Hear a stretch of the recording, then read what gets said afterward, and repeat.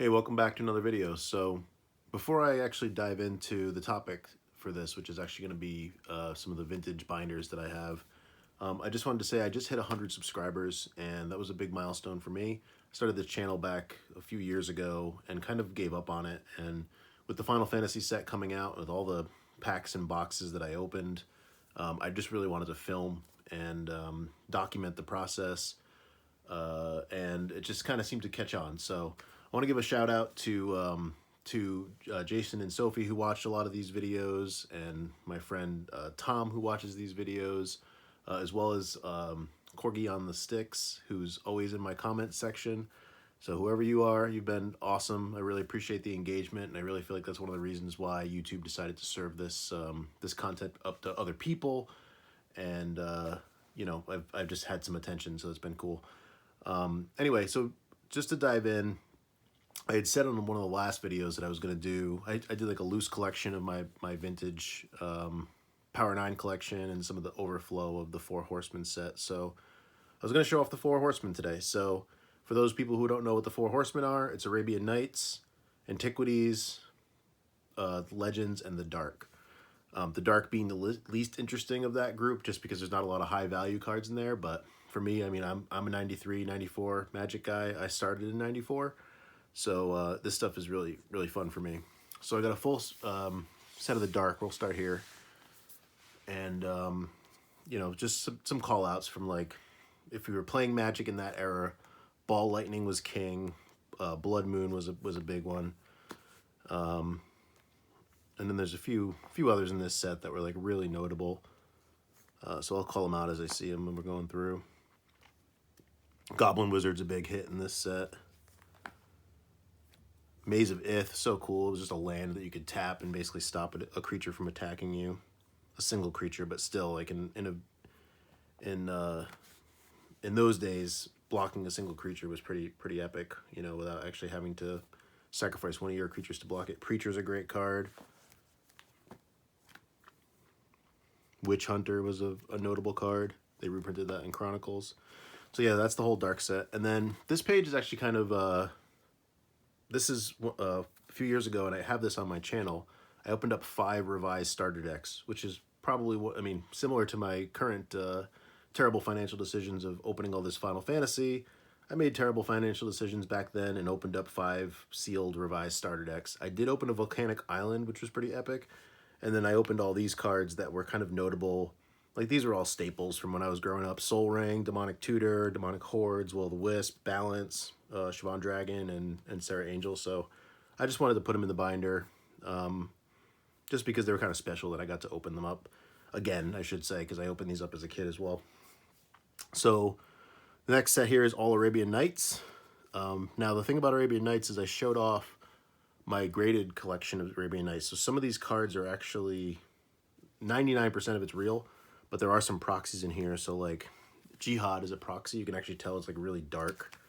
So this is a fake card that I just have in here because I have the graded version in a separate box, but I didn't want to have blank spots here. So there's a few proxies in here, but otherwise everything in here is real. So this is Arabian Nights. Again, notable cards. If you were playing back in the day, Ollie from Cairo was huge. Bazaar Baghdad was actually not that big, but now it's big in current Magic circles. City of Brass, incredible. Drop of Honey, amazing. Urnham's Djinn was actually a pretty popular creature. Guardian Beast, amazing. Juzem's Djinn, I mean, one of my favorite cards. I have multiple copies of it. Library of Alexandria, same thing. This was Library. Fun fact about this. This was actually what we considered to be the Power 10. This was like the 10th most powerful card in all the game. And I was a personal huge fan of Singing Tree. I always thought that was a really cool card. So then the other thing about Arabian Nights, if you don't know, is there's dark variants and light variants. So this, up until this point, it's all the dark variants are in the main set, and then I made another page of all the light variants, which are here. So if you notice, the mana symbol here is dark, and then there's light. There's only a certain set of cards that had it, which this is it. This is all the cards that had the light variant. But there was basically a light mana symbol instead of a dark mana symbol. So kind of a fun fact about Arabian Nights. Then we move into Antiquities. I believe everything in this set is real, but really the only two notable cards are Candelabra of Tawnos, and Felton's Cane was great too, and Mishra's Workshop. And then, oh, Power Artifact, amazing. I think Transmute Artifact's in this one too. Yeah, Transmute Artifact was a big one. All the Tron lands are in this set, so this is really cool. So yeah, that's Antiquities.